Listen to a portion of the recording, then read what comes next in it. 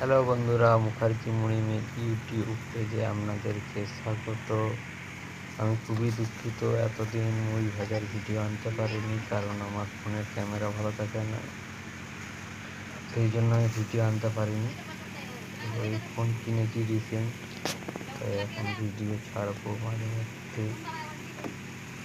কারণ হলো, মাঝে মধ্যে বললাম কারণ যে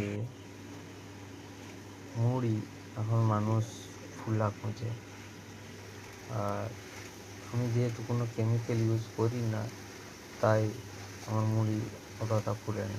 যতটা মুড়ি ফোলার আয়ত্তে থাকে ততটাই ফোলে। আর মুড়ি ফোলার কারণ কিছুই নেই, মুড়ির চাল ভালো হলেই মুড়ি ফুলবে।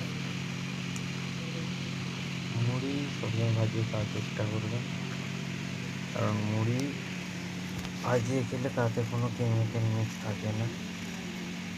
কিনা খেলে তাতে অনেক ধরনের কেমিক্যাল মেশানো থাকে। সে নিয়ে আমি কোনো মন্তব্য করতে চাই না। যে যার ব্যবসা সে তার সেরকমভাবে চালাবে।